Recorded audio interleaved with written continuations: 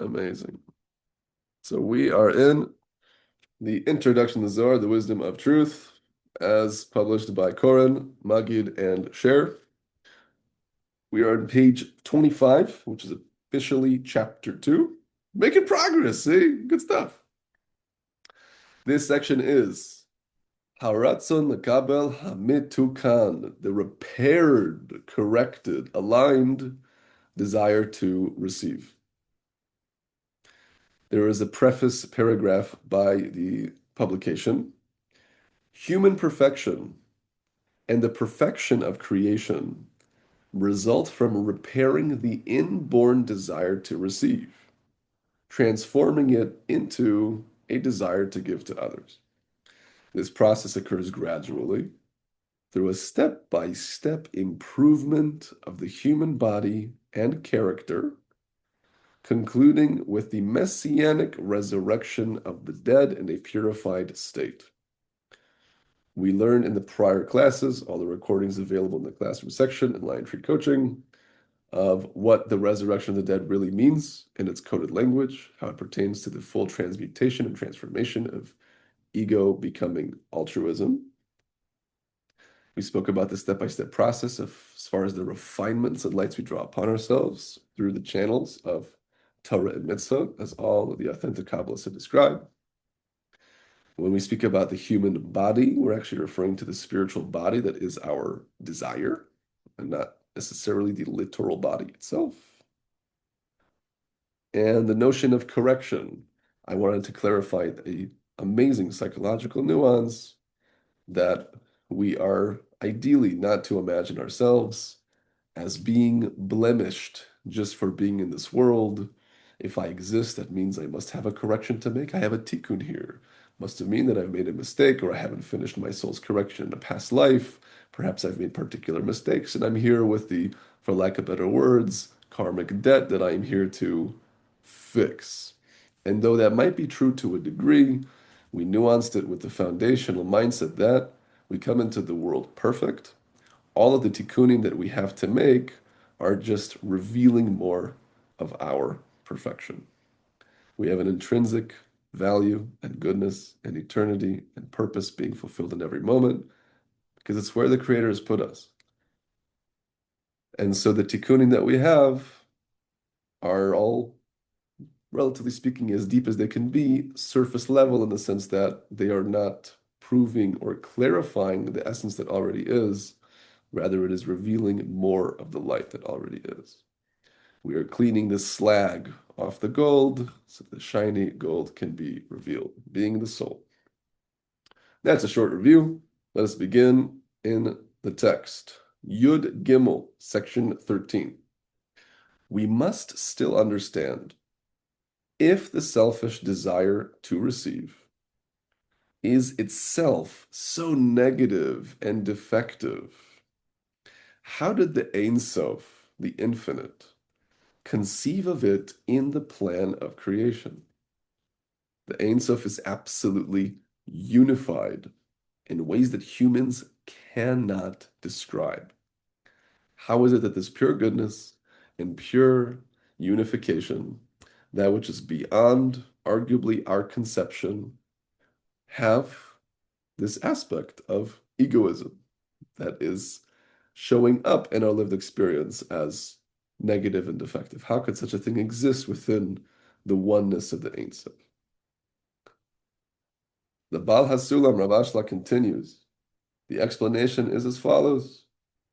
Prior to the Creator's thought to create the souls, his thought encompassed everything. For he needs no tools like we do. As soon as he thought, and we're using the word he colloquially here because the Creator is an all-giving force, and male in Kabbalah is the giving force, female is the receiving force. These are abstract concepts. They are not objective in our lived experience. Every human being has aspects of male and female accordingly.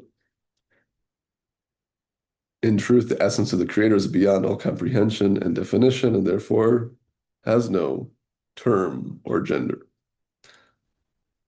As soon as he thought, Immediately, all of the souls emerged and came into being, as did all of the future worlds that would be created, filled with all of the good, pleasure, and tenderness that he had planned for them, being the souls. The creator being above space and time, thought and action are simultaneous. We think and then we take action. It's interesting to consider if you want to talk about, let's say, entrepreneurship and the dynamic between signal and noise, the execution and ability for someone to be consistent and acting and creating the ideas that they have, and to not be distracted in the midst of their accomplishing. There is no noise in regards to the creator. It's pure signal in that regard. It's instantaneous, perhaps not something we can easily comprehend, being that it's not our quality. We are here as creation in contrast to creator. These worlds would contain the end point of the soul's perfection, which the souls would receive at the end of the repair. Well, Reb Adam, I thought you said we come into the world perfect. Sounds according to this that at the end of the spiritual worlds, and after elevating and unlocking the spiritual worlds, because the spiritual world is not me going to Pluto or Jupiter. The worlds are hidden aspects of consciousness that I am unlocking and stepping into. So why is it that the souls would receive this perfection at the end of the repair, so to speak? The nuance that we clarified means to say that we receive the full expression of what already is. Hence, again, the language in Hebrew, world is olam, and it comes from the language of Ne'elem, which means hidden or concealed. So the spiritual worlds, the potential that we have to unlock is simply concealed and hidden, and slowly but surely, through our refinement processes, we reveal what already is.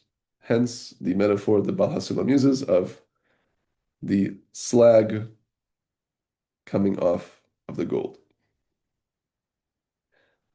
Rav Ashla continues, the end of the repair would occur after the desire to receive would already be completely and perfectly repaired and transformed into a pure desire to give.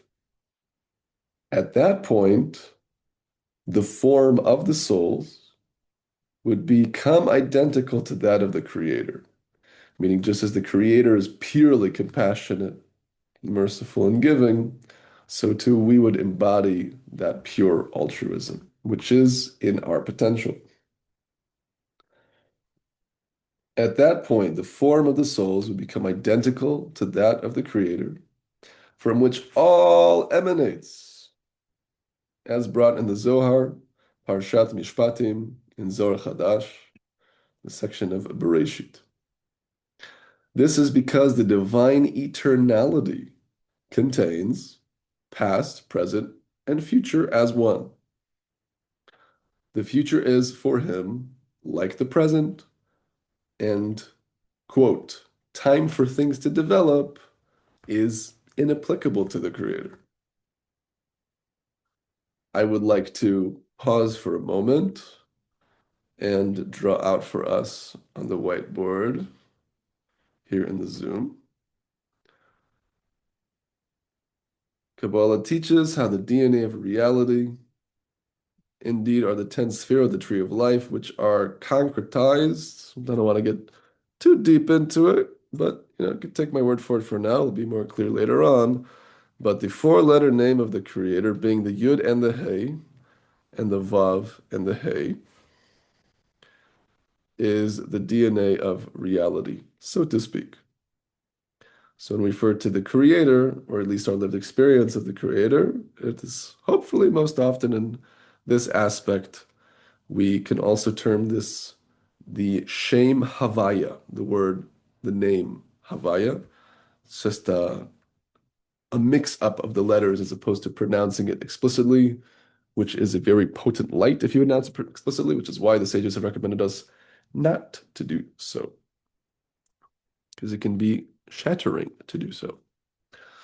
So, hinted to in the four-letter name of the Creator, just to have a beautiful teaching as to understanding the Creator being above space and time, and past, present, and future being the same. The word Haya was. The word Hove is present. And Yihye is will be. As you can see, the words that assume past, present, and future all include different iterations of the four letters. And so the sages say that the Yud Ke Vav Ke is actually a conjugation of Haya, Hove, V'Yihye, past, present, and future.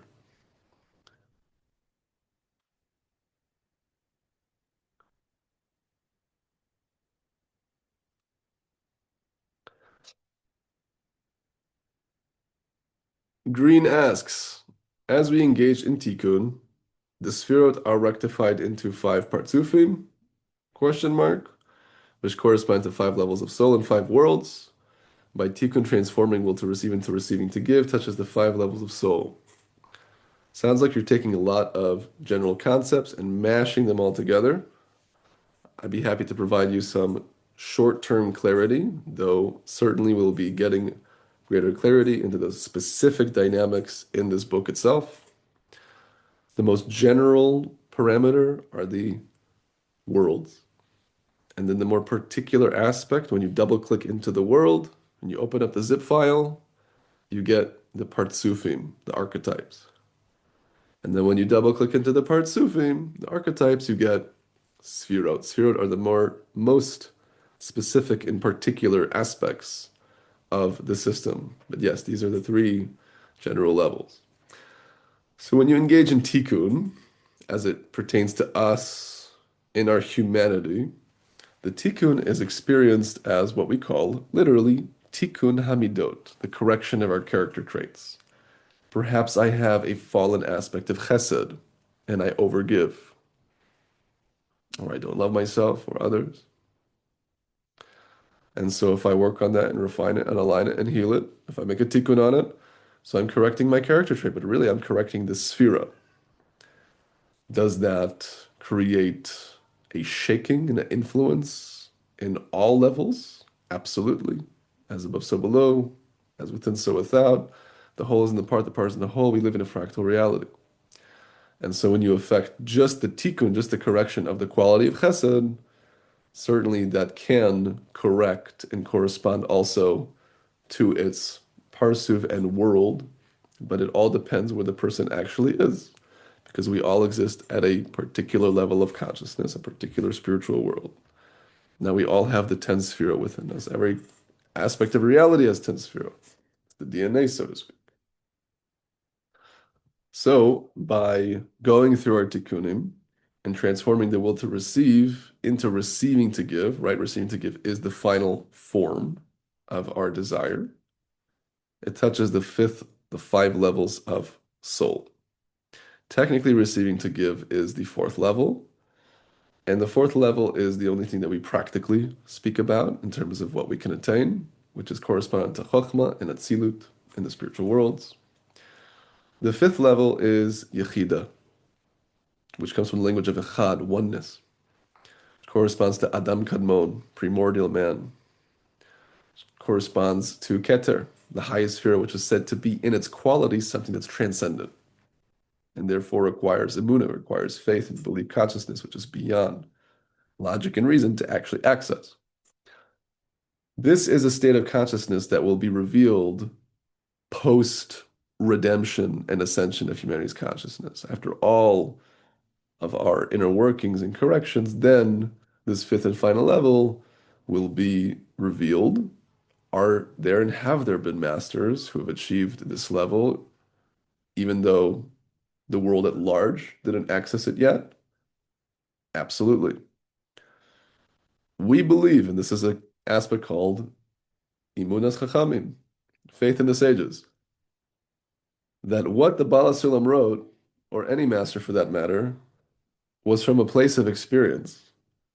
It was a blueprint from seeing clearly, tit for tat, taste to taste, and all of its unique intricacies, what was actually going on in their spiritual experience. It's not theory. It's not out of a magic hat. It's not a rabbit out of a hat, so to speak. We believe, yes, we have the faith that it's coming from experience. And so there is a belief that indeed there were individuals who achieved their Yechidah. Now, one of the code words for Yechidah, the fifth level of the soul, is Mashiach, Messiah, Messianic consciousness. So, what if I was to unlock my personal Mashiach? It would mean that I would unlock my unconditional love for all of humanity. It would be a collective level of revelation. And so, the more that each and every one of us can unlock our personal Mashiach, one step at a time, so too we will expedite the actual, more physical processes of some king savior that is certainly part of the Jewish and Kabbalistic tradition, but we do prioritize, at least as the Ashlagian realm, the practical conversation of why speak and spend the energy on speaking about some savior king when we need to save ourselves first and foremost and do the inner work. It's not a relevant conversation. Why talk about building a Beit HaMikdash, this holy temple, when I need to build the bricks within myself first and foremost? Hope that answers your questions, Green. There is much to learn. You're in a good container. Rav Ashlag continues. For this reason, the defective desire to receive in its differentiated form, the Tzura de Peruda, was never present in the Ein Sof. This original thought of creation, which is the desire to give goodness to us, seemingly did not include the desire to receive in the way that we experience it. On the contrary, he continues, the equation of the forms that will be revealed in the future at the end of the repair was immediately present in the Creator's eternality. The sages explain this esoteric idea in the Pirkei de Rabbi Eliezer 73, which is a midrash, oral tradition of the Torah. Quote, prior to creation, he was one and his name was one. The differentiated form of the desire to receive was not revealed at all in the reality of the souls as they emerge from the plan of creation, meaning in this original state within the infinite, before any other spiritual world, certainly way before space and time, so to speak. The desire to receive was pure. I find it funny that we sometimes use the term pure ego. That's what a pure ego is. But there's a truth to that. There is a root, as we're learning here, of pure ego. At its highest primordial state, the desire to receive for oneself alone was pure. There wasn't any differentiation or separation from the Creator. Rather, they clung to the Creator through the equation of forms, which is the secret of Hu is Shmo Echad. He and his name are one. And then he references to read the Talmud Esrei Sfirot Part 1, which is among his magnum opus, his grand commentary on the Arizal's Tree of Life, the Eitz Chaim. When we experience the desire to receive for ourselves alone, we come into dissimilarity of form with the Creator. We are no longer in affinity. Creator is all giving and altruistic. So too, when we tap into that, there is a connection. When we don't and receive for ourselves, there is disconnection. That was not the case in the Ein Sof. The Ein Sof had its own sfirot, Keter, Chochmah, Bina, Tiferet, and Malchut, 10 becoming 5. Reasons for that I won't get into now, but Tiferet is a 6-in-1 sphera for different technical reasons. And Malchut, being the vessel, being the bottom sphera, was fulfilling the purpose of creation. This is now the vessel to receive the goodness that God wanted to give. The Creator desires to give goodness. Here is the complete vessel to receive that goodness. And so her quality was receiving in order to receive. And the Baal HaSulam says, as he quotes here, check out my Talmud Esrei Sfirot, which I have read that portion of it, says, it's a pele playot. It's a wonder of wonders. It is not something that we can comprehend in our intellect, that there was a condition in the infinite or a vessel where it's receiving in order to receive and did not separate from the Creator, because our experience is the opposite. This was a pure ego, so to speak, a pure reception based on the secret of the principle, he and his name are one. He, or in Hebrew, hu u'shmo echad. He is the light that emanates from the Creator. It's a code word. Whenever you see he, if it's referencing the Creator, it's not the Creator's essence. We're never speaking about the Creator's essence. We're only speaking about the expressions of the Creator. And so he is the light that emanates from the essence of the Creator that we receive, which is what he wants to give us.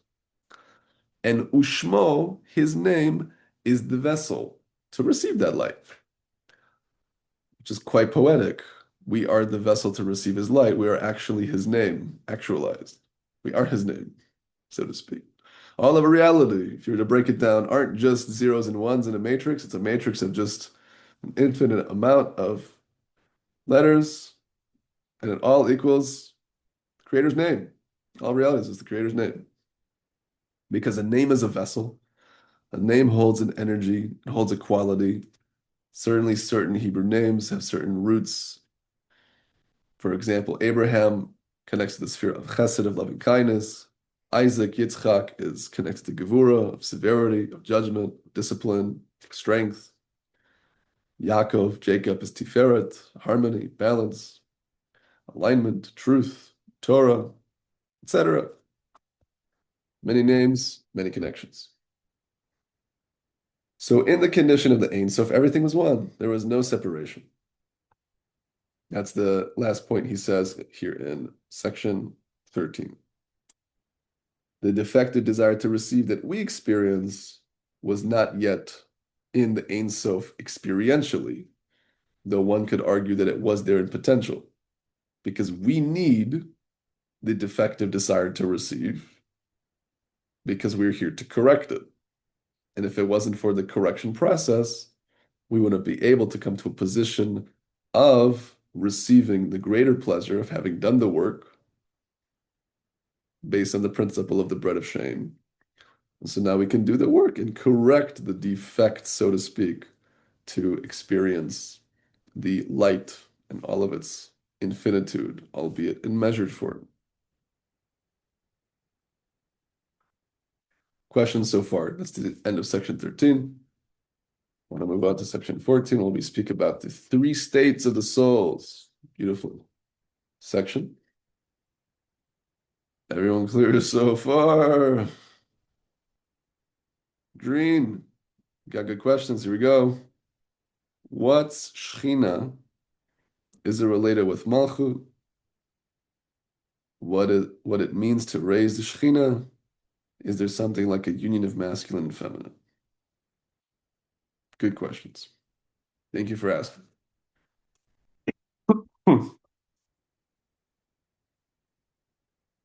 The Shechina is related to Malchut.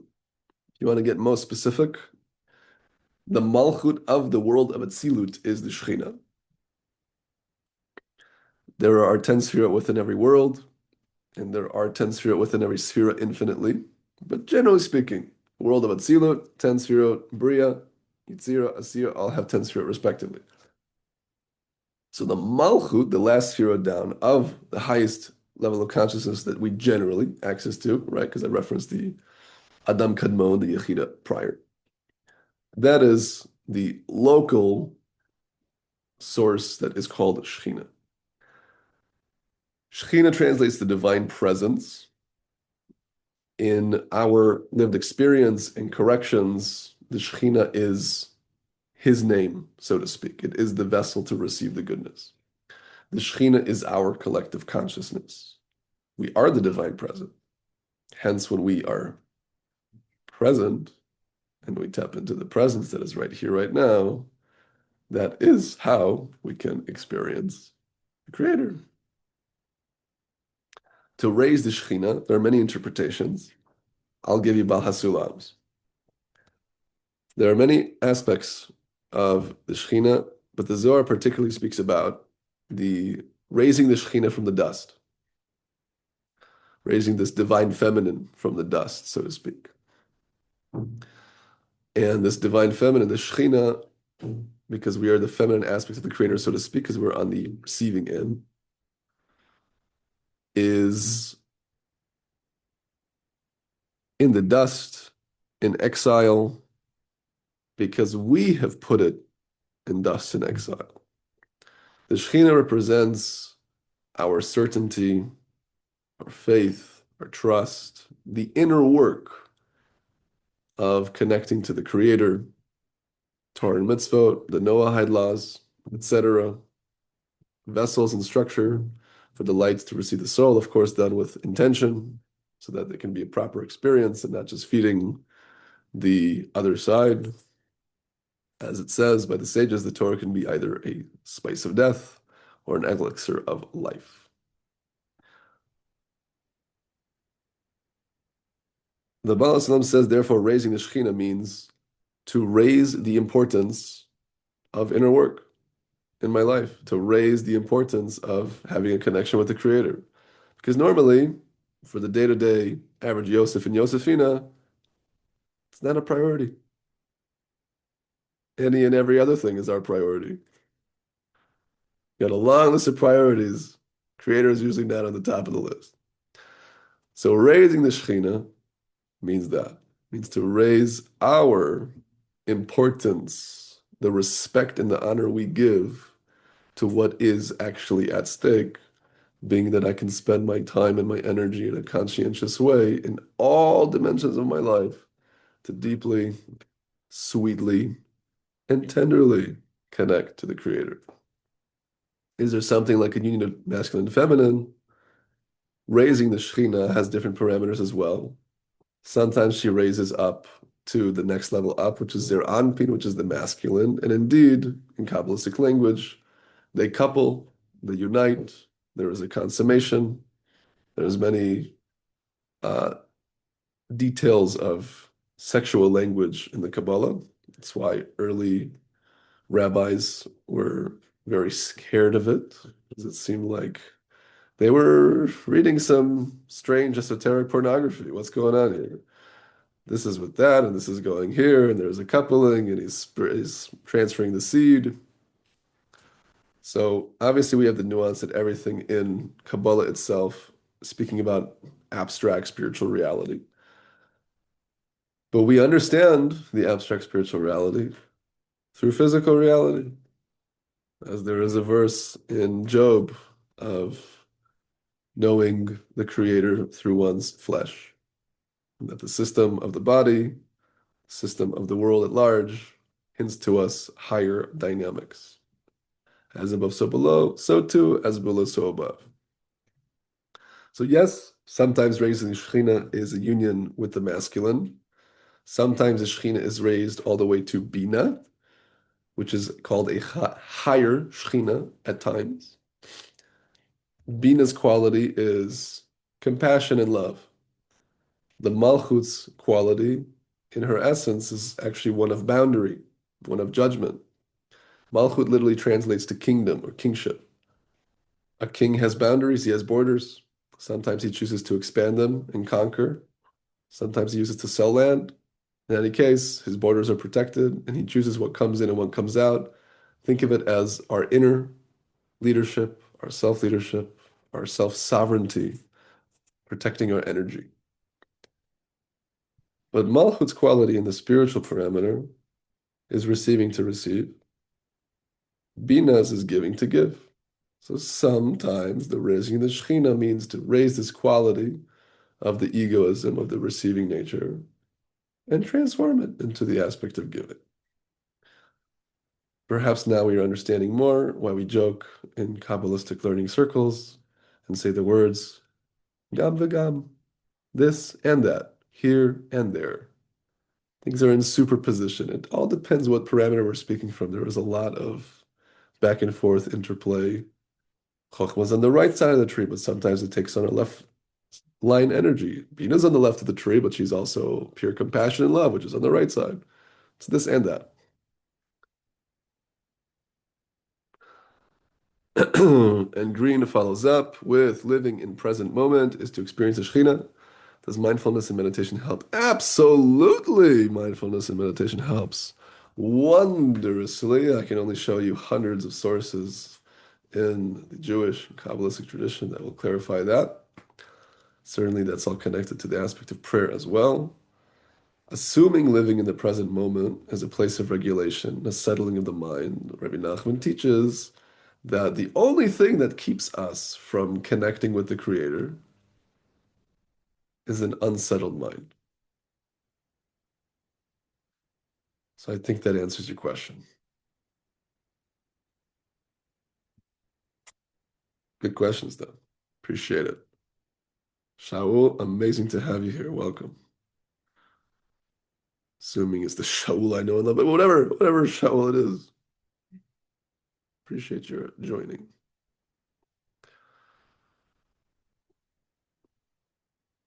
Sometimes the Creator helps you see a random comment that you just got to block and delete on the live stream.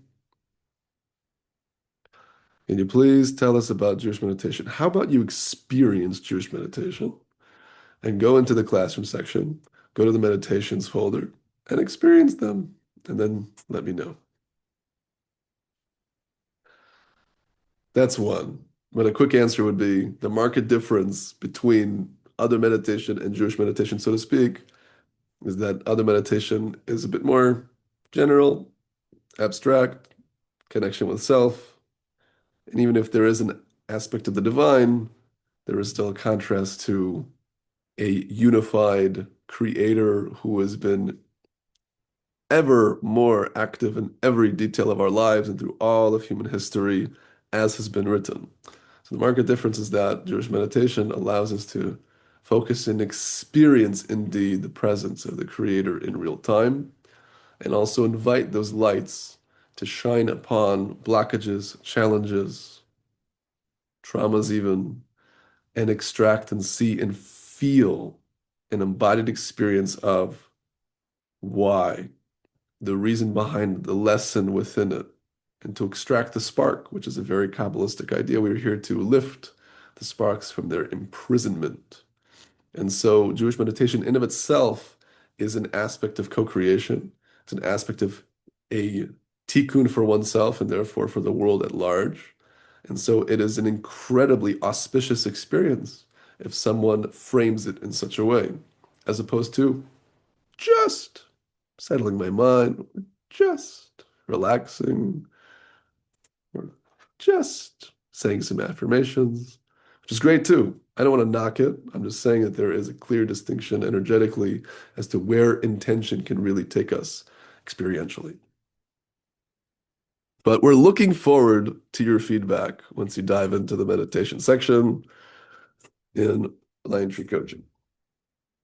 Looking forward. Moving on. The three states of the souls. Section 14. It necessarily follows that souls can generally exist in three states. One, their existence within the infinite as part of the plan of creation. They already have their future form, the one that they will have after the repair is complete, is fully expressed, as I clarify.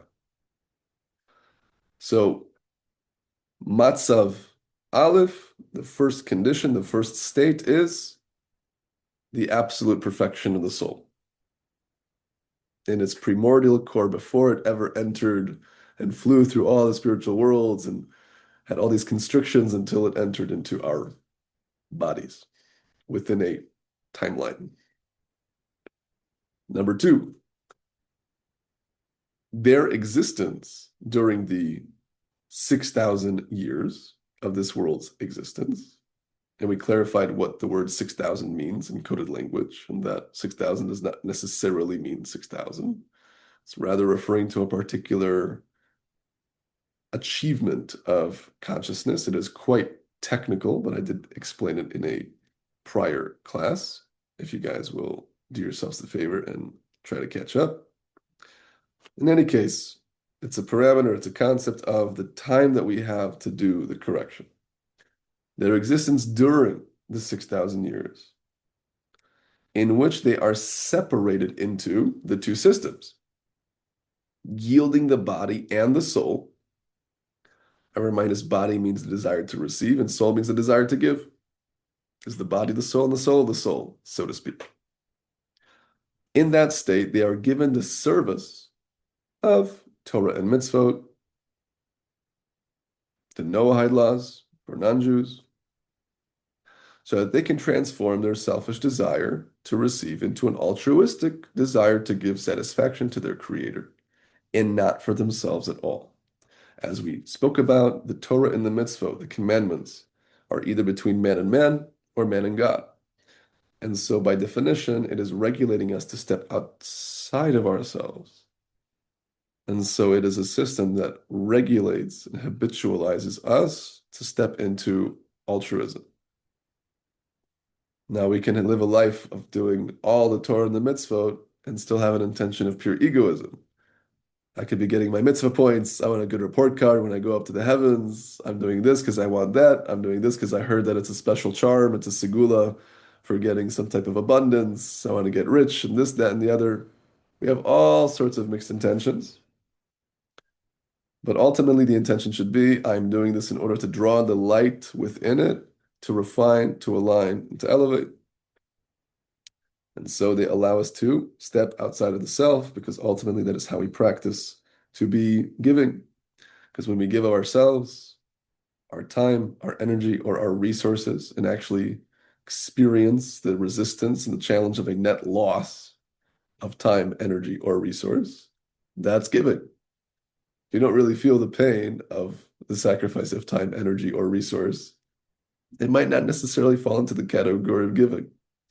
Perhaps you're more receiving by, hopping into the soup kitchen because you have an extra 30 minutes, but you feel great about it. Shoo, I am so righteous. Love it. Again, not to say that one shouldn't do it. It is better to do it anyway, even if we know that our intention is not totally refined and perfect. Because by doing it and observing and seeing and having this meta-awareness of where my desire actually is, I can see now the gap clearly of where it is versus the altruistic potential of where I'd like to be. And now I can ask the Creator to help give me the light and the strength to lessen that gap. So that's why we regulate and do it anyway. That's why I give my 4-year-old a piece of candy when he comes to shul with me in the morning.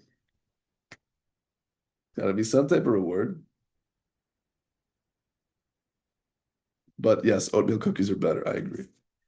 We're working on it. Green asks, why follow Noahide or mitzvah when it's all about changing intention? Why have a body when you could just have a soul? Just be a floating soul. Just fly around in the sky. You're good. Intention is wondrous. Intention, in a beautiful way, can be said to be everything, but there needs to be action. The actual numerical value for vessel, kli in Hebrew, is the same as halacha, Jewish law, the codes. When we actually act and do it, even if it's not the pure intention, it's still a step in that direction, then we're actually building internal vessels. Why? We're building a muscle. We're expanding ourselves because intrinsically, we don't want to do any mitzvot. I'm God. I want to live my own life. What are these commandments? Who are you? I want to just live like I want the cheeseburger with bacon. You're telling me no? What are you talking about? I want to enjoy. So intrinsically, we resist the mitzvot. We resist the Torah. And so by surrendering to a higher blueprint, we actually regulate a higher consciousness and we create an expansion and a forming of vessels that better allows us to receive that light in a measured and healthier form. Take it from someone who learned Kabbalah most of his life without any Torah and mitzvot, meaning to say, lights without vessel. It was akin to what I like to call the kafakela. It's what the sages call the slinging from one end of the universe to the other. Peaks and troughs and peaks and troughs and ups and downs because ein or bli kli. There's no light without a vessel. So if you have just lights and lights and lights and wisdom, but there's no integration, there's no further inner workings, there's no action to meet that intention, then you're just getting burned by the light. You might as well stand in the sun in the desert all day and just burn up. Same idea. That's a good question. That is why. For who not following Judaism, what should we do? Follow Noahide laws. Judaism is a unique Abrahamic faith, if just to answer your question, in that we don't recommend converting, nor do we want converts. And if you do choose, it is a long, arduous process. And you usually get denied at least 3 times. I know people who were denied 7, 8 times before they actually started the process. Why? Because to your point, intention is the most important. Perhaps someone has other interests in joining the community, perhaps for networking purposes. Who knows? And so we consider those who follow the Noahide laws to actually be a part of Klal Yisrael, to the ingathering, where it's all part of the tribe because we're actually one tribe as a humanity. We do have a collective soul. And so someone can follow the Torah and learn these beautiful ideas and integrate them as well of Kabbalah and so forth and work on themselves and not have to do any, major action conversion wise. No need to accept some prophet, to accept a man. There's just the oneness of the Creator and the blueprint that has been given. So yes, the Noahide laws. We've digressed a bit. Those are good questions. Back in the text. During this time, their bodies will not be repaired at all. Only the souls will. Let's backtrack a little bit. Number 2, their existence during the 6,000 years in which they are separated into the 2 systems, yielding the body and the soul, the receiving and the giving. In that state, they are given the service of Torah and mitzvot so they can transform their selfish desire to receive into an altruistic desire to give satisfaction to their creator and not for themselves at all. As opposed to getting my mitzvah points and heaven points, I am connecting to the channel of light that is the mitzvah because I know that the creator wants to give me the infinite goodness. And so I'm connecting to the channel which holds a deposit of light of that goodness, of being in service. Because to serve something very important is very pleasurable. How pleased would we be to be able to serve our favorite, you name it, movie star, athlete, teacher, name your idol, for lack of better words. Some people would pay big money just to fly over and carry someone's luggage. For living kings or queens, these are individuals who are respected, wealthy, and powerful. How much more so for the Creator, for the King of all kings, so to speak. So if I really have that intentionality, I have that in my consciousness to whatever degree, and appreciate that this absolute highest incomprehensible importance and power is providing me a channel of opportunity to connect, which holds a depositive light of experiencing both the light of the service and the light of the Creator's presence itself. Sounds like a good deal. I'm not a salesman, don't worry. So if I desire to receive it in order to give satisfaction to the Creator, because He wants to give it to me, based on what Bala Sulam brings in the Peticha L'Chochmat Kabbalah, the introduction to the wisdom of Kabbalah, you go to a friend's house, they offer you soup, and you say out of shame, no, even though you're hungry. And the friend says, no, no, no, I planned this for you. I wanted to give you this soup. I made it fresh for you. You're not receiving the soup. You're actually giving to me. I want to give it to you. I'm on the receiving end here. And so now it's okay. Now there's no shame, right? Because I'm receiving the soup because I'm giving my friend pleasure. And so now I receive the light of connection through the mitzvah because it gives pleasure to the Creator. That's an example of a refined intention and consciousness that opens up portals of experience. As mentioned in a prior class, the same way that a pear does not taste like an apple, does not taste like a banana. So to every mitzvah and all of their offshoots and details have unique flavors. And there is a way to refine oneself and actually taste the uniqueness within this versus that.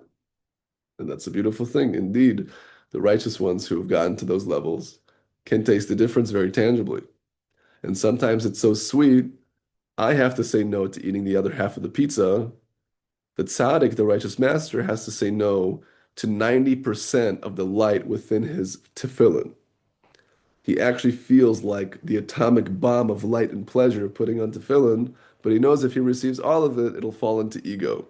So he's already made an accounting to only receive a measured form of it and deflects the rest of it. For us, we got to start with the pizza and the burger. The masters are already dealing with deflecting lights of mitzvahs. Wow, who could imagine? During this time, their bodies will not be repaired at all. Only the souls will. That is to say, the souls must eliminate from themselves any element of selfish receiving, of egoism, which is the aspect of the body, and remain only with an element of giving, which is the form of the soul's desire. Because at the soul's deepest root, it is not actually receiving in of itself. The corrected soul root at its deepest level is receiving in order to give. And a matter is judged by its end. And so the receiving to give is actually giving. And so the soul's essence is also giving because it's cut from the cloth. It's the same cloth as the rock quarried off the mountain. It's the same essence of the Creator. So if He's all giving, so too my essence is all giving. Even the souls of the righteous cannot enjoy the pleasure of Eden. Not Gan Eden, not the Garden of Eden, but just the Eden part. It's Kabbalistically, there's actually a differentiation. There's actually a distinction. There's the level of Eden, and there's the level of the garden. Hence, Adam and Eve being kicked out to the garden. Meaning to say, the garden is a lower level of experience. Eden is actually the higher consciousness of the level of Chachma, of Atzilut. These are just words for now. I think that we'll get more context and clarity as we continue in the book. But the pleasures of Eden, alluding to highest consciousness, even the righteous souls cannot enjoy these pleasures of highest consciousness after death until their bodies have completely decomposed in the grave. Some people take that literally. Perhaps we can take it a bit more spiritually. Let's look at the Hebrew. Ela achar kekalut kol gofen likarev ba'afar. Rather, after there is a complete burial within the dust. Afar. It doesn't say grave, it says afar. Now, Lirakev means to put in the grave, generally speaking, but it means really to put into the ground within the afar, within the dust. Dust, afar, also alludes to the sphere of Malchut. Malchut is called afar, she is called Adama, she is called Aretz, she is called Karka, meaning to say she is called dust, she is called dirt, she is called land, she is called ground, all things that have to do with the bottom of the tree, because it's the bottom sphere on the tree of life. It's the raw potentiality of how we can build ourselves from within the soil. Now, soil is much more conducive. Soil actually produces fruits. Soil is fertile. Dust is not. And so the complete decomposing within the afar alludes to the level of afar. Afar Kabbalistically is the receiving for oneself alone. Even more specifically, I know it sounds a little technical, the malchut within the malchut. It's like the receiving of the receiving of the receiving. It's the ultimate level of ego. And it's said that that's connected to a Kabbalistic concept called the stony heart. We just started Parshat Shmot. We'll be continuing through Shovavim. We're introduced to the Pharaoh, and we know that through the plagues, the Pharaoh's heart is hardened again and again. Sounds very technical. Just bear with me in that there's a parameter where there's 320 lights for good reason, and it's split into 32 different systems, meaning 32 times 10, because there's 10 sphere within every level. And the malchut within each level cannot be fixed by us. We can do our best, but only the Creator has the key to actually transform us from egoists to altruists. So says the Kabbalist. And so this 32, that is an exception from the 320, 32 is the numerical value of lave, of heart. So this is the stony heart, in that this is the aspect that we cannot correct ourselves. We only need the grace and the help of the Creator Himself. And so until this aspect is totally decomposed, so to speak, the lowest of the low, meaning to say, when the Creator finally decides to even bury that aspect of the deepest recess of ego, will we finally experience the ultimate revelation of consciousness. Even if we have a shtickle of some type of ego still in us, it will block the highest revelation of what is possible. That is what I understand this to be saying. Some also interpret it simultaneously, literally, as the literal decomposition of the body, because at the goof level, at the body itself, holds the lowest aspect of the soul, of the nefesh.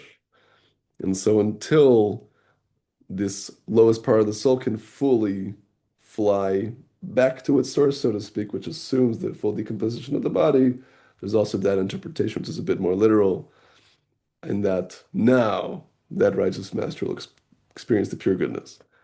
I prefer the latter personally, but maybe there's room for gam v'gam, this and that. And finally, number 3. So first is the ultimate perfection. Second is the state of correction in the quote unquote 6,000 years of correction, where we are to elevate and align. Now there's number 3. Complete repair of the souls following the resurrection of the dead. So I'll re-clarify, the resurrection of the dead is not the zombie movie where we are climbing out of the graves and hopping on an El Al flight to Israel, or other writings have described, okay, the zombie wakes up, so to speak, and now they're swimming through the earth. You don't need a plane, just swim through the earth and make it Israel. Rather, the resurrection of the dead is the resurrection of the dead desires. The desires that separate us from the Creator are the desires of pure egoism, of receiving for ourselves alone.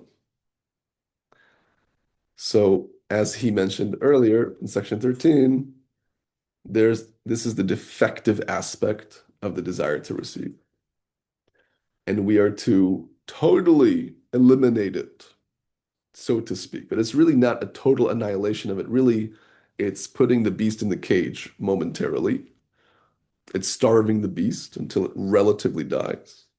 Starving the ego by not feeding it and stepping above it into altruism each and every time we have the desire to serve myself, but rather I serve Creator. And so the resurrection of the dead means the resurrection of the vessels of receiving, but now they are corrected, now they are transmuted, and then I can receive in order to give, which is the highest level of consciousness. That which separates me from the life of all lives makes me spiritually dead. And so the desire to receive for itself alone is called the dead. So reviving that means to reform it accordingly so that it's receiving in order to give. Excuse me. Complete repair of the souls following the resurrection of the dead. That's number three. Then even the bodies shall be repaired. And even the receiving itself, which is the form of the body, will be transformed such that a form of pure giving will rest upon it, being the body. The souls will then become worthy of receiving for themselves all of the good pleasure and pleasantness that is in the plan of creation, while still being worthy of this strong bond with the Creator, since they will be identical in form and quality with their Creator. For they will not receive all this pleasure that is in the plan of creation out of their own desire to receive, but out of the desire to give pleasure to their Creator, thus transforming the egoism to altruism. After all, the Creator has pleasure when others receive from Him. Based on the Talmudic principle, more than the calf wants to suckle, the mother wants to nurse. More than the students want to learn, the teacher wants to teach way more. More than humanity wants to receive the infinite light of the Creator wants to give it to us way more. The question is, do we want it? Are we prepared for it? Have we refined our vessels to receive it? To simplify the discussion, from now on, I will use the terms first state, second state, and third state. Later, recall how I have defined these terms here. He ends this section. First state means the original perfection before anything else was created, before space and time. Stage two is the stages of correction, where we actually refine ourselves here in the human body. Stage three is returning to that original perfection, but through the work. Stage one is like being born with a silver spoon. Stage two is the opportunity to actually work for it. Stage three is experiencing the same infinitude we experienced in stage one before space and time, but now without any lacking, so to speak, in that now there's a greater revelation of pleasure because we actually did the work. Bala Sulam will shortly talk about it being super perfection. Stage one is akin to perfection. Stage two is like a super perfection because we actually did it ourselves. As a beautiful takeaway in terms of judging ourselves and judging others, based on the principle of you should judge a matter by its end. We don't judge bananas if they're still green. They haven't ripened yet. The same way it's a challenge, speaking for myself with a toddler, we do our best, hopefully not to judge small children because they are far from ripened. And I think we could all say the same for ourselves as being poetic children of the Creator, that we are still ripening. And so just as a compassion and love for ourselves and for others, it is important to judge ourselves according to our essence. We are still to discern and take full responsibility for actions that require alignment. But if the Creator above space and time already sees me in stage three, He already sees exactly who I'm going to become and who I am in my highest expression, highest infinite potential. I can do my best with my visualization and meditative faculties to imagine myself as such as well. If I can do that, then certainly I can hopefully see others in that light as well. There is a place to discern the person's essence from their action. We can judge action, we can discern. We obviously in healthy societies, but we can also appreciate that even great evil and atrocity that we witness, behind all of that is still at its deepest innermost kernel, even though it seems impossible to believe in, is a spark of good. That's why it exists. Green with the questions. So good. Let's go, Green. How to be free from addictions and drugs method way from Kabbalah. It's become a natural cycle which repeats, no way to break it, as a normal aspect of life. I would say less Kabbalah, more actual treatment, psychology, therapy, getting help, going into a system, being in an ecosystem and environment that's going to serve and support your sobriety. Kabbalah speaks about the power of community, the power of where you plant yourself because you are a tree. So planting yourself in an ecosystem with like-minded individuals who are suffering with the same and who also want to elevate through particular guidance, that is a modern reality. It just so happens to be confirmed through Kabbalistic knowledge. If you want to talk about Kabbalistic psychology, and I'm speaking high level because your question is a deep one and it requires deep work and deep sensitivity to breaking and pulling away from addiction. And I wish you abundant blessing and success and goodness and finding the best ecosystem to do that, because Kabbalah is not going to necessarily be a magical answer to that. Rather, it could give you tools and mindsets and practices that will help in your regulation. But I do think something more is needed. We all need someone. And so addiction is a matter of pleasure, and pleasure is the right line of the tree of life. And to put it simply, the principle is if one has this chaotic extremity in the right line, they are to treat it like fire and run in the opposite direction. The opposite would be on the left line, would be fears and doubts, as opposed to running in the opposite direction and quite literally sobering yourself from that dynamic. You are to face them head on. If you run from your fears, they'll chase after you. But when it comes to the left line, it's the opposite. You face it, but face forward. So, in short, find the best ecosystem, put yourself in a place as humbling as it might be. It could be the ego death you need, as opposed to convincing yourself every time you try to get out of it. This is coming from a former addict. I smoked pot 5 years straight, day and night, and it was a very unhealthy relationship. I would mask my own anxieties with it, and it just cycled me into deep bouts of anxieties and depression. I was suicidal at some point during that time. I can empathize. The only thing that helped me was actually speaking it out, and I appreciate that's what you're doing here. Just take it to the next level and do it with someone around you. Seek the help that you need, get the support that you need, even if you deem it to be something relative. Maybe it's, my phone, this or that. If it's enough for you to ask, then I imagine it's enough of a weight on your heart. And life is too short to suffer. Creator wants to give goodness to us, as we've been learning here. Best to make our vessel accordingly refined to receive it. Anything is possible. You can absolutely do it. There's no challenge we're given that we can't overcome with the Creator's help. Wishing you well. And your other question is, are there no real resurrections happening externally in the Garden of Adam and Eve? Are not literal, but is a language of branch, not something to be taken literally. Indeed, the Kabbalists speak about the language of root and branch. And so the events that happen in the Torah need to be understood at their root.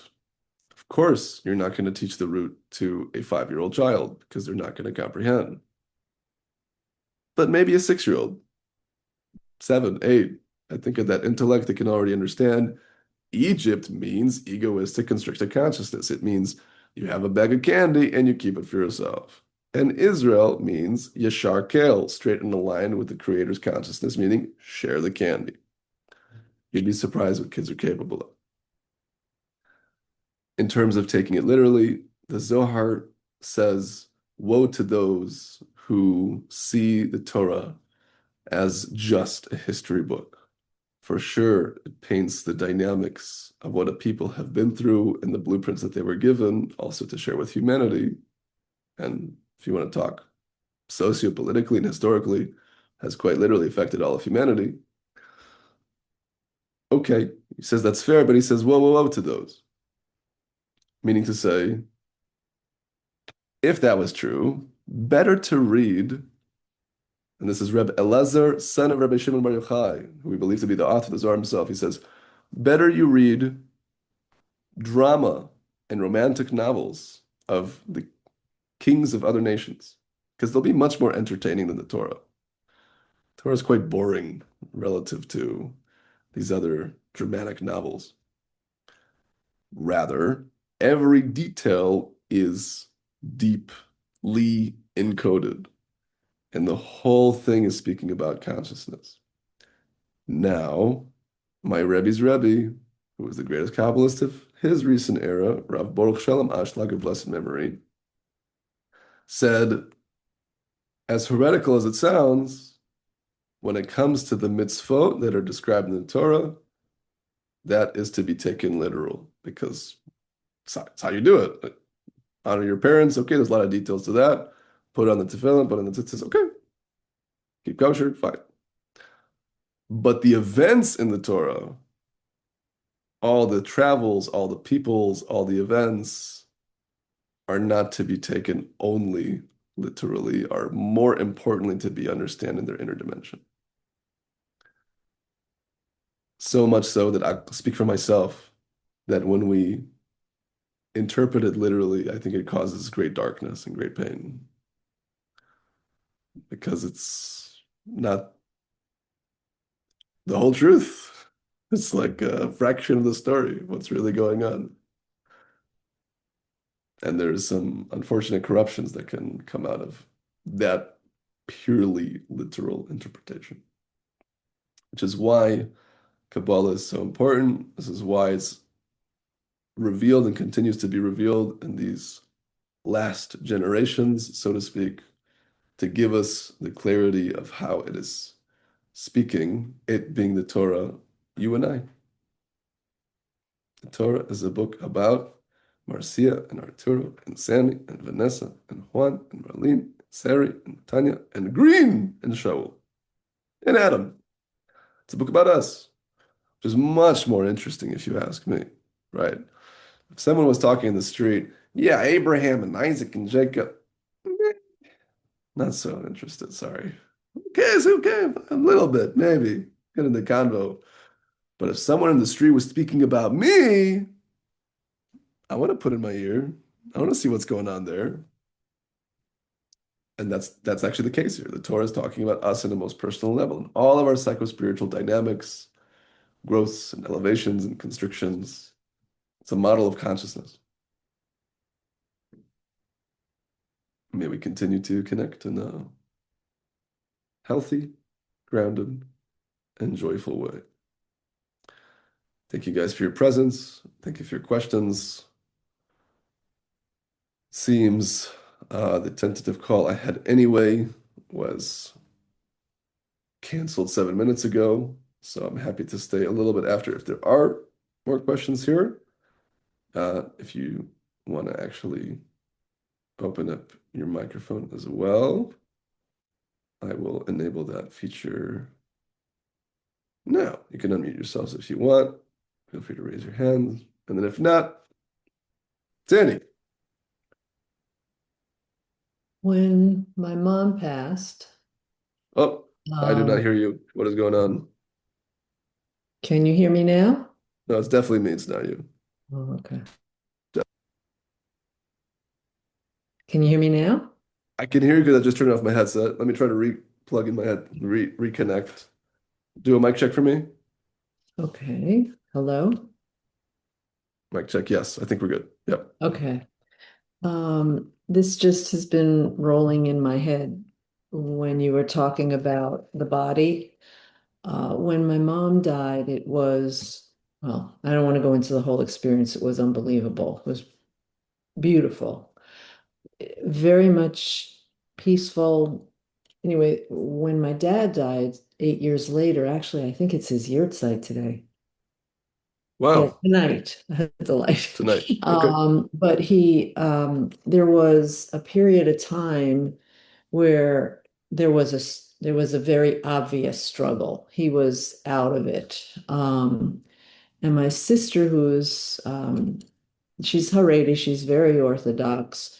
She said that that's the fight. Um, and I wasn't sure what she meant by where was the fight? Was it here, over there? I was trying to grasp what she meant. She tends to not go into the kind of depth that I need to understand. Do you have any feeling on that in terms of where he was in terms of these three stages?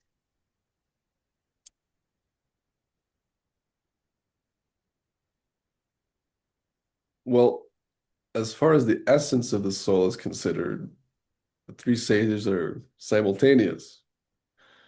They're Right. stages to us in a relative sense, in that we're going from and have went from one, and as a humanity, we're in two, and we're working towards three. Okay. Okay. So fair to say, in like the 3D, so to speak, in our lived experience, stage two, and it could be that depending on his elevations, a stage three. I don't know otherwise. Don't know. Anything's possible. Okay. Um, so that can happen at moment of death to go through that? To Maybe I'm transfer into misunderstanding. stage three, you mean? Mhm. In the moment of death, assuming a person has achieved their tikkun, then yes. If not, they take a stroll into the hot shower. It's a pleasurable shower. It's hot, but it's a pleasurable one. It's a refining one. It's certainly not eternal like other camps like to describe it, but it's a hot Ah, shower. ah, And then you come back for another round until you correct the soul. I love it. Thank you. Thank you. Yes, absolutely. Anyone else here in the Zoom? Yes, Green. Feel free to. I assume you're raising your hand because you already typed it out there. Okay, so I'll read it. Can you tell about near-death experience and people having visions of being and seeing some figures said in major religions, having going to heaven, going to grave? Are these hallucinations projected by our mind at a time of death based on our subconscious belief, fears, and desires? Maybe. I don't know. There are plenty of Hindus who, in deep meditative states, experience their gods. Does that give legitimacy to their gods? Not necessarily. Could be that they're projecting and creating that type of reality in their conscious being, but doesn't necessarily give the power of truth to the reality of it. Now, some might interpret certain Torah verses of you shall not serve other gods. Does that mean that other gods exist? God forbid, versus the one and only? Well, we are the other gods. Our ego is the other god. And so, yeah, if I'm trying to get into a deep meditative state and experience some deity or higher power, it's probably because I want to get high off the light. I want some type of reward from this deity. I want to make some type of sacrifice or transference in order to earn something that feeds my ego. It's a very sophisticated egoism. And so I don't know. I don't know. It could be that there are uh, inauthentic, let's say, quote unquote, darker experiences, even though it is one that is experienced as light, when really it's a faux light, it's a false light. And it could be that there are those who experience something grand and legitimate. It is difficult to discern, and the general and basic piece of advice we've been given on how to discern is the felt sense. Someone is having some big vision and seeing or hearing things, and it causes them a fallen fear and angst and so forth, might be a good sign it's from the other side. If it's something that's enlivening and empowering, and there's a felt sense of pleasantness, of goodness, then awesome. It's a good sign it's probably from pure place. By the fact that people experience hallucinogenics, it is by, I believe, the grace of God that sometimes they experience a revelation of who they understand to be the oneness of the Creator and the unconditional love and the ego death and the melting into the oneness of reality. And all of a sudden, they are deeply inspired to commit themselves to a deeper spiritual path and slowly but surely walk their way towards a similarity of form and a refinement of the system that we are here learning. Fair. There are other times where people get crazy messages, relatively speaking, and do things that are quite chaotic. I've heard some crazy stories of ayahuasca trips and people getting messages from all sorts of life forms saying, divorce your spouse and do this and that. Like, those experiences are atomic bombs of light. It is true that sometimes a person could be in such dark depths.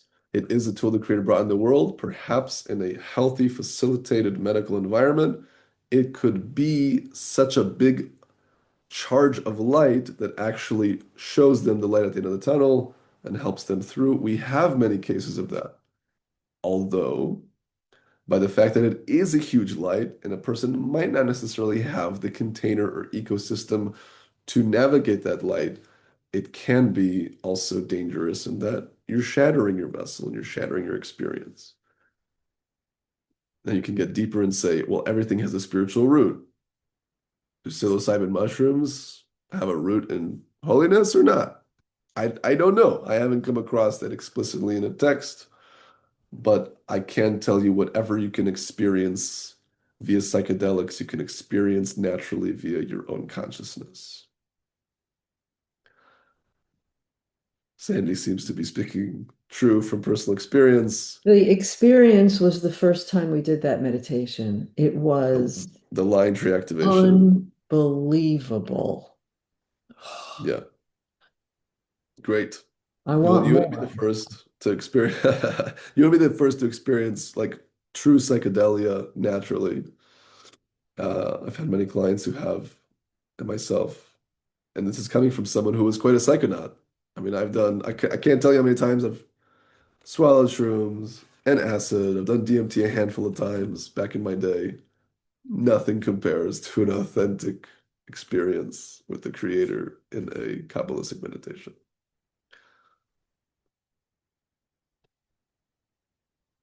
People have said they experience oneness with everything after death and near-death experience. Yeah, there could be a truth in near-death experience. There is some, literature on the pineal gland and the major release of dimethyltryptamine, which is DMT, right? This is the active compound in ayahuasca. And so perhaps when you die, you have this, as they call, there's a documentary, the spirit molecule, now this giant rush of this, quality, and now a person is experiencing a deeper spiritual state because perhaps biochemically this is actually the interfacing into the spiritual through our body because it's, kind of in the third eye place. It's called pineals. Is it random? Because there's a place in the Torah that says Peniel explicitly in terms of being the face of God. So maybe there's something there. Maybe there's a thread there because we can also activate our pineal gland naturally through meditation and breath work and so forth. So it still comes back to the same point that we are empowered in our consciousness to do it. There's a reason that the prophets of old went to prophecy school. People think they just received that, daddy was a prophet, grandpa was a prophet. Here comes the word of God. No, they went to what would be the equivalent of a yeshiva for 10, 12 years.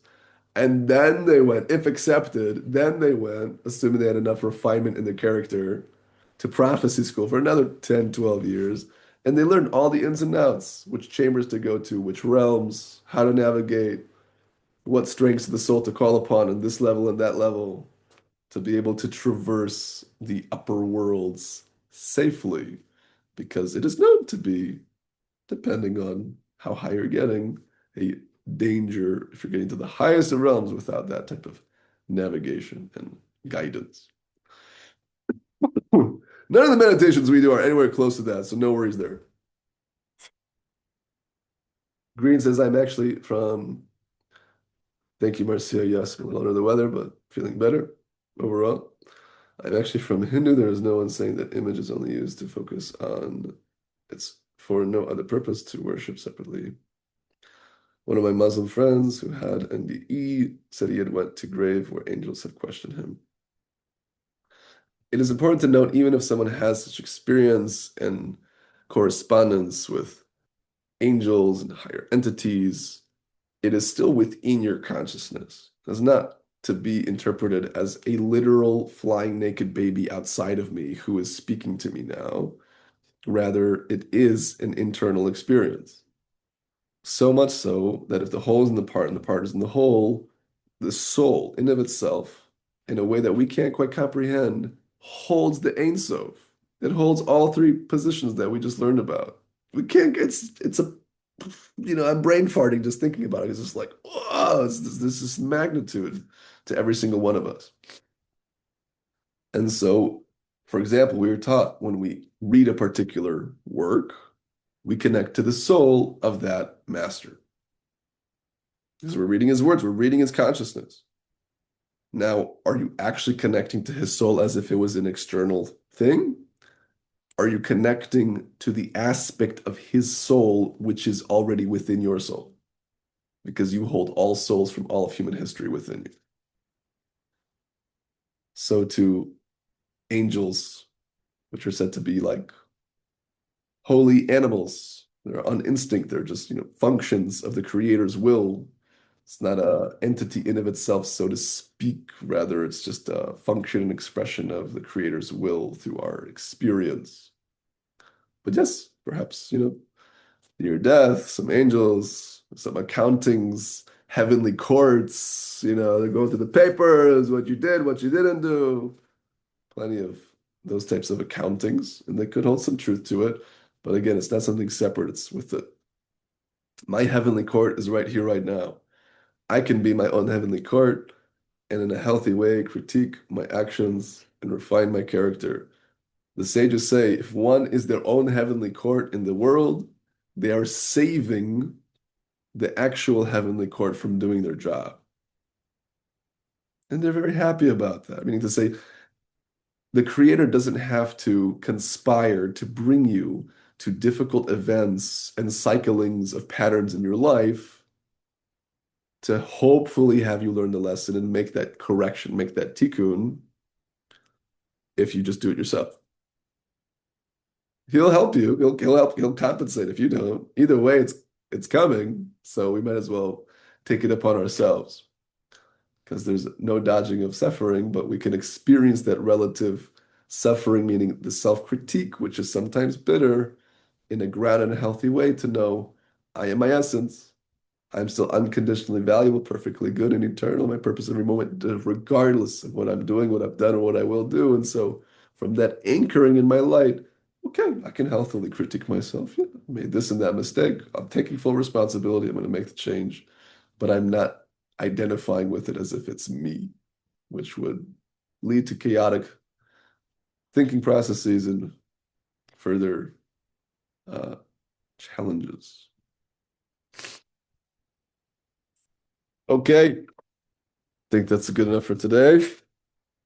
Thank you so much. An honor and pleasure to serve and support. Absolutely. For those on Instagram, join the free community. The link is in the bio. And join us live on Zoom so you can also get your questions answered.